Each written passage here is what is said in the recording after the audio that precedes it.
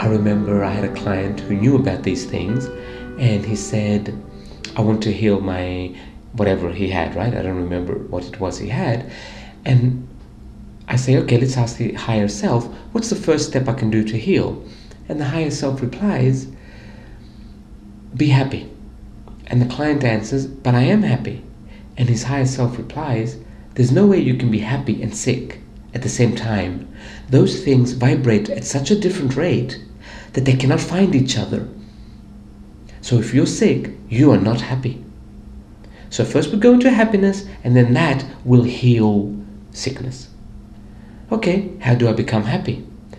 First step, start loving yourself. And then you become happy, and then you automatically release whatever illness you have.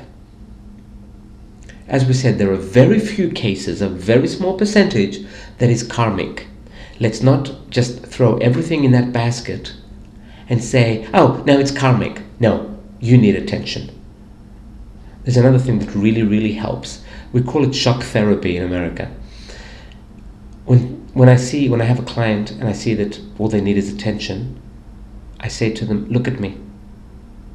In the eye, do not stop looking at me. And then I say to them, nobody loves you. Nobody has ever loved you, and nobody will ever love you. So now you have one of two choices. You either die, or you start loving yourself. Your choice. You have the right to make any choice you like. That is what we are going to see this year. We are really going to see that nobody loves us. We have to love us.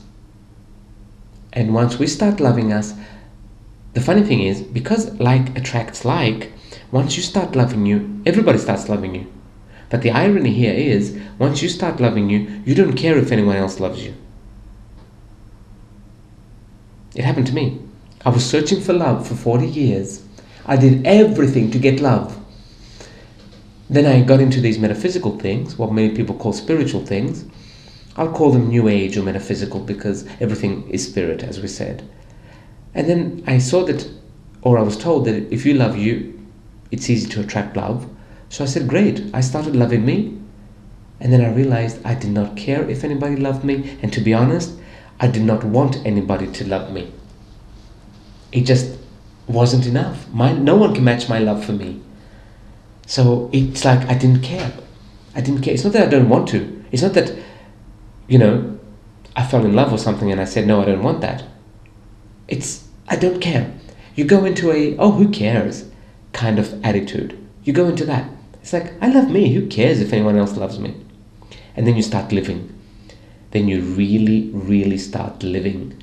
And you start expressing Creator consciously rather than unconsciously, rather than being a zombie like I was for the first 40 years of my life, which, by the way, were very nice. I had a very good life. It's just that I wanted more. So is this the unconditional love? I'm giving myself unconditional love. Loving ourselves is coming in contact with unconditional love? I just saw something else that I saw in a seminar. I think it was Earth talking. I was channeling Earth. And she said, all the problems in the world right now are not because you do not love one another.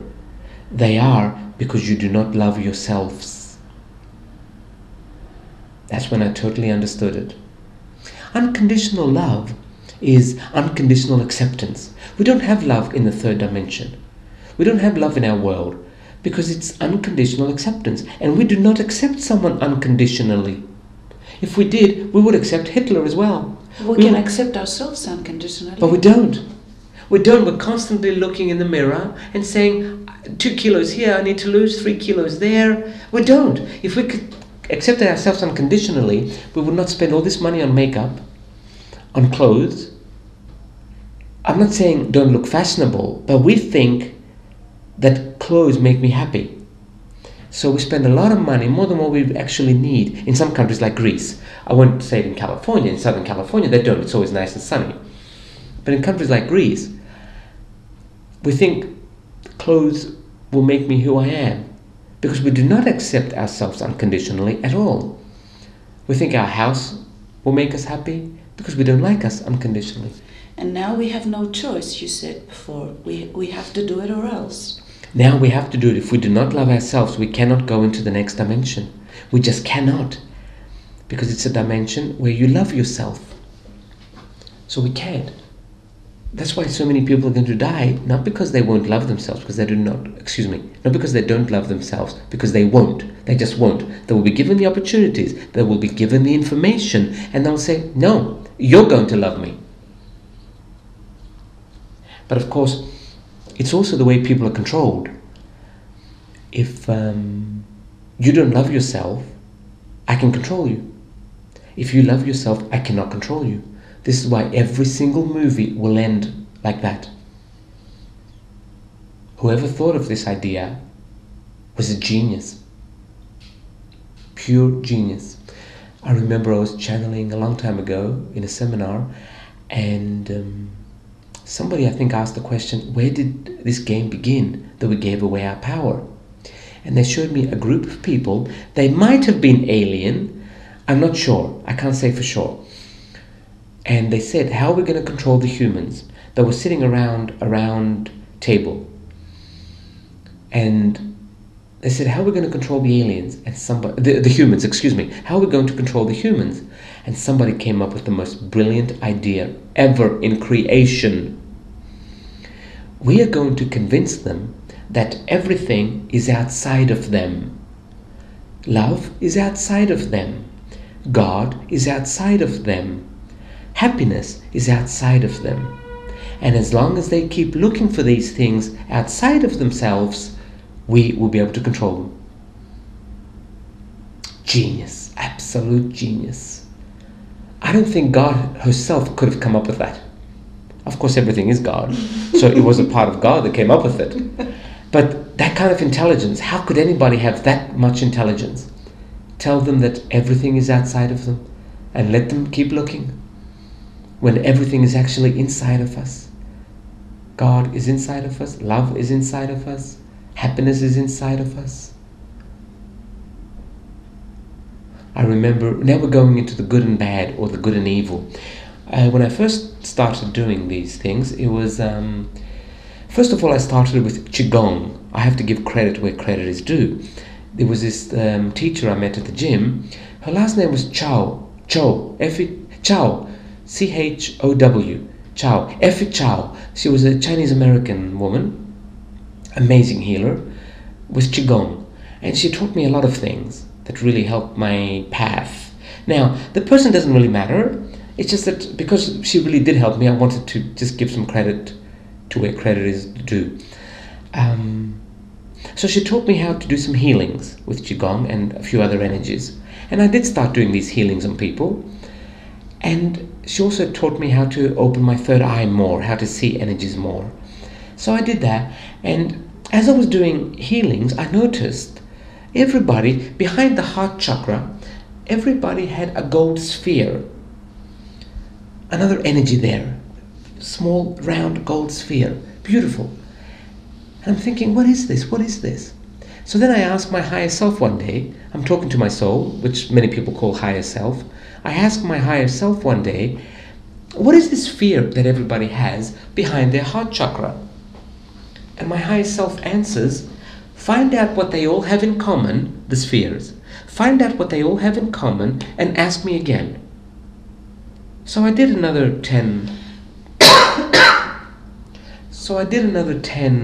sessions and I noticed that everybody's gold sphere was exactly the same size.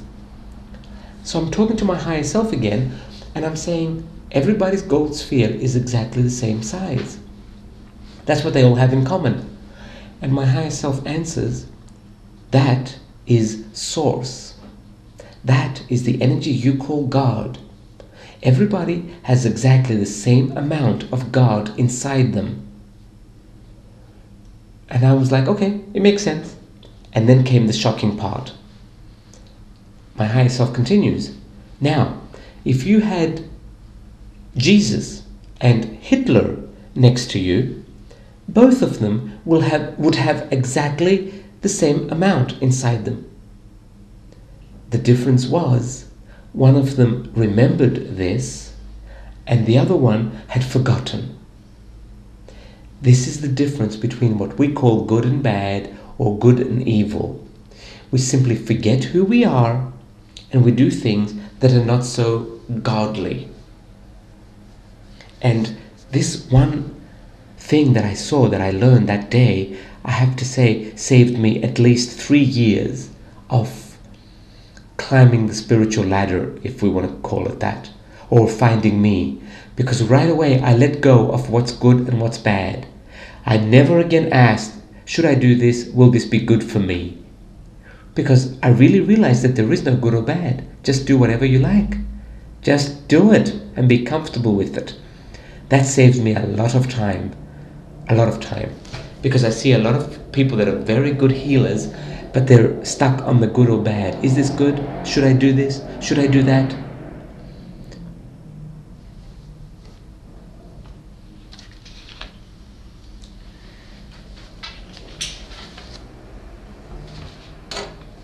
Absolute trust, absolute belief to oneself. That can help us from duality and separation, from good and bad, evil and saint. Do we need this absolution in trust and belief? I started absolutely trusting myself when I started absolutely liking myself. So that's what I would recommend. If you like yourself, there is so many other things you will not need to do after that. You simply won't, because your energy goes up so high that you go into a different world, a different vibration, a different everything, and you no longer need to trust yourself. It never comes up. It simply doesn't come up. Simply because you like yourself. So I would say, instead of doing a lot of work, going to all these sessions, I would say like yourself. Just like you, like who you are, and know that no one else is like you. And yes, know that you're the best. You are. You're the best. You're simply the best. What are the symptoms we see in the world today of this shift that's happening from the third dimension to the fifth? Oh dear. Yes, let me put up the heater for just one moment and we will continue with this, because there are many shifts.